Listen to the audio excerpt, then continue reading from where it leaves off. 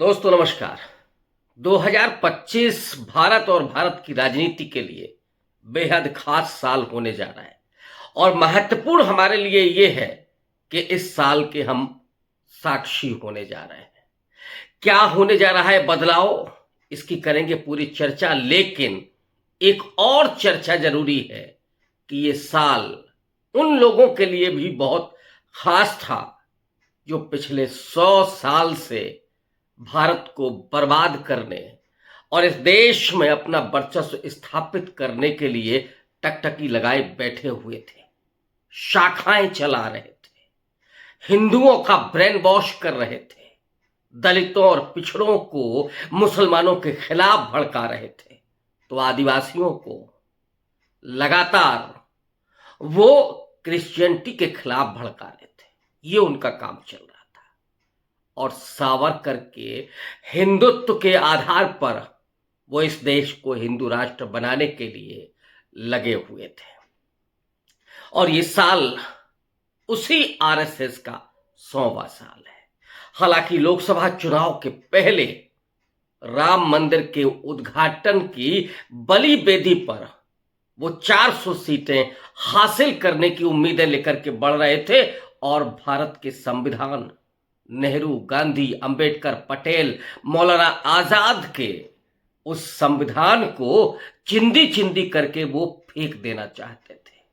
लेकिन इस देश की आवाम ने, इस देश के उन करोड़ों दलितों, वंचितों, पिछड़ों, अल्पसंख्यकों ने, जिन्हें इस संविधान के जरिए इंसान होने का अधिकार मिला, वो महिलाएं जो हजारों साल से एक दोयम दर्जे की जिंदगी जी रही थी, उन्हें जब वोटिंग राइट मिला, उन दलितों को जो गुलामी की जिंदगी जी रहे थे, उन्हें जब वोटिंग राइट मिला तो उनका अपनी राजनीतिक सत्ता में भागीदारी, राजनीतिक सत्ता में उनको अपनी हिस्सेदारी महसूस हुई, वो ताकत महसूस हुई कि सत्ता तो हम बनाते हैं।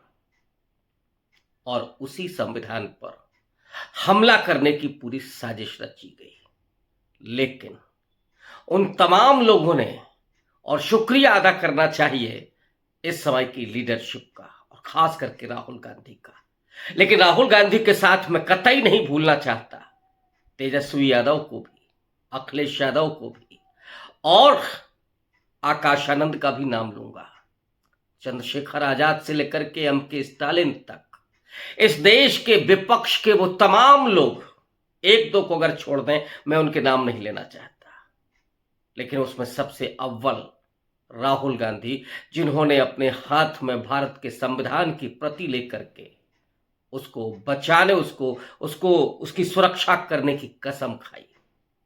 नतीजा ये हुआ कि देश के लोग राहुल गांधी के साथ खड़े होते हैं और आरएसएस, बीजेपी को सबक सिखाने के लिए उन्होंने अपने उसी वोटिंग राइट का इस्तेमाल किया और नरेंद्र मोदी पूरे सिस्टम को अपने हाथ में लेने के बावजूद चुनाव आयोग से लेकर के गोदी मीडिया तक, पुलिस प्रशासन से लेकर के और तमाम जो सिस्टम था, उसके बावजूद 240 पर उनकी गाड़ी अटक गई और अब चंद्रबाबू नायडू और नीतीश कुमार की बैसाखियों पर सवार होकर के ये सत्ता चल रही है।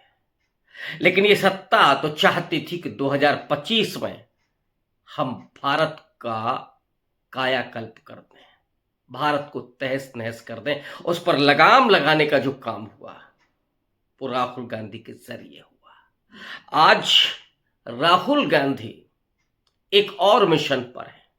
मैं पिछले कई अपने एपिसोड में ये बात कह चुका हूं कि राहुल गांधी ने 2025 को अपने लिए एक मिशन का साल बनाया है और वो मिशन है संगठन को दुरुस्त करने का, कार्यकर्ताओं के भीतर जीत की भूख पैदा करने का और उन राज्यों में खड़े होने का जहां दशकों से सूखा है, गुजरात से लेकर के मध्य प्रदेश तक, हरियाणा से लेकर के और उत्तर प्रदेश, बिहार तक, इन राज्यों में अपने संगठन को मजबूत करते हुए राहुल गांधी उनके भीतर एक सत्ता की ललक पैदा करने के लिए इस समय लोगों के बीच में है, उन्हीं लोगों के बीच में है। और खास बात ये कि पिछले 10 साल में जो सोशल एक्टिविस्ट, चाहे वो अंबेडकरवादी हो, सोशलिस्ट हो, गांधीवादी हो, नेहरूवियन हो या वामपंथी हो, उनके बीच में राहुल गांधी लगातार जा रहे हैं, उनसे बात कर रहे हैं, सलाह ले रहे हैं और साथ ही साथ संविधान सुरक्षा का सम्मेलन कर रहे हैं, सामाजिक न्याय की राजनीति को एक नई धार दे रहे हैं। और इसीलिए मैं राहुल गांधी को कहता हूं कि वो आज सामाजिक न्याय की राजनीति के नए आइकॉन हैं। राहुल गांधी में एक तरफ तो नेहरू के लोकतांत्रिक उस पूरी व्यवस्था की भूख दिखाई पड़ती है, तो सामाजिक न्याय स्थापित करने की तमन्ना भी वो अंबेडकर से ग्रहण करते हैं। ये एक ऐसा कॉकटेल है और जिस पे गांधी की तरह वो संघर्ष करना चाहते हैं। आज राहुल गांधी के ऊपर 2 दर्जन से ज्यादा जो मुकदमे हैं, उस सीने पर उनके चमकते दमकते हुए सितारे खुद उनकी बयानी है। लेकिन मैं बात असल में करना चाहता हूं संगठन पर। आज राहुल गांधी कहां थे? आज राहुल गांधी पहुंचे हुए थे मध्य प्रदेश, भोपाल। संगठन सृजन अभियान शुरू किया उन्होंने, और जिस तरह से राहुल गांधी ने पार्टी के उन तमाम सीनियर्स लोग जो मठाधीश बन करके कांग्रेस में कुंडली मार करके बैठे हुए हैं और कांग्रेस को अंदर ही अंदर खाए जा रहे हैं, दीमक की तरह चाट जा रहे हैं, उन लोगों पर सीधे तौर पर राहुल गांधी ने हमला बोला और ये कहा कि एक जो कांग्रेस पार्टी है उसमें सीनियर्स, जिनको वरिष्ठ लोग कहा जाता है, वो कई बार उल जलूल अपने बयानों से पार्टी का बड़ा नुकसान करते हैं। जहां तक मध्य प्रदेश की बात है, मध्य प्रदेश में जो 52-55 जिले हैं, हमें उन जिलों के ऐसे अध्यक्ष चाहिए जिनके भीतर एक सपना हो, जो जुझारू हो, संघर्षशील हो और सामाजिक न्याय के लिए वो प्रतिबद्ध हो। दलितों और आदिवासियों या अल्पसंख्यकों पर अगर कोई हमला होता है, कोई विपदा आती है, तो वो उनके साथ खड़े हों। ऐसे हमको जुझारू जिला अध्यक्ष चाहिए। और उन्होंने कहा कि इस सभागार में जो लोग बैठे हैं उनमें बीजेपी को हराने का मादा है, लेकिन बहुत सारे कांग्रेसी हैं जो ये काम नहीं होने दे रहे हैं। उनका इशारा किधर था आप समझ सकते हैं। उन्होंने कहा कि 2 तरह के घोड़े होते हैं, एक घोड़ा बारात में जाने वाला और दूसरा घोड़ा रेस का। हम कांग्रेसी दोनों ही तरह के घोड़ों को लेकर के चलते हैं, लेकिन दिक्कत वहां होती है कि हम जो बारात का घोड़ा है उसे रेस के घोड़े में उतार देते हैं और रेस वाले घोड़े को हम बारात में भेज देते हैं। कांग्रेस पार्टी का संगठन इस तरह से तहस नहस हुआ। लेकिन राहुल गांधी ने कहा कि एक तीसरे तरह का भी घोड़ा होता है और वो लंगड़ा घोड़ा होता है। लंगड़े घोड़े के साथ कोई भी आगे नहीं बढ़ सकता।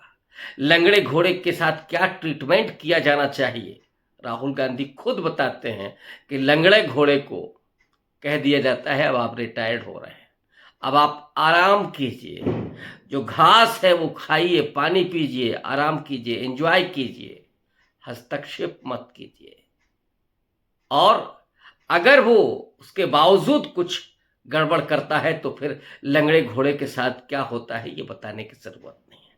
राहुल गांधी ने इशारे ही इशारे में उन तमाम ऐसे वरिष्ठ नेताओं को लंगड़ा घोड़ा बता दिया जो बैठे बैठे ही उस पार्टी के पूरे संगठन को खाए जा रहे हैं, जो उसके भीतर की भूख है उसको खत्म कर रहे हैं। राहुल गांधी ने गुजरात का उदाहरण दिया। उन्होंने कहा कि गुजरात में हमने जब संगठन पर काम करना शुरू किया तो जो जिलाध्यक्ष की लिस्ट जो निकल करके आई, 2 लिस्ट हमारे सामने आती है। एक लिस्ट वो थी जो सीनियर लीडर्स के असिस्टेंट थे, हालांकि उनमें जीत का मादा था, लड़ने का मादा था, लेकिन बहुत सारे ऐसे थे जो केवल अपने नेता के असिस्टेंट बने हुए थे। और जो दूसरी लिस्ट थी वो दुरुस्त थी, जिनमें भविष्य का सपना था, लड़ाई का मादा था, जिनमें सत्ता को पाने की भूख थी, जो बीजेपी को हराना चाहते थे, संघर्ष करना चाहते थे। एक लिस्ट वो थी। राहुल गांधी कहते हैं कि हम उस दूसरी लिस्ट पर काम करना चाहते हैं, लेकिन पहली लिस्ट में भी जो लोग संघर्षशील हैं, जो लड़ सकते हैं, जो सामाजिक न्याय की राजनीति के साथ खड़े हो सकते हैं, वो भी इसमें साथ होंगे। यानी हम किसी को ड्रॉप नहीं करना चाहते हैं, लेकिन वो लंगड़ा घोड़ा और जो बारात के घोड़े हैं वो समझ लें कि उनकी हैसियत क्या है।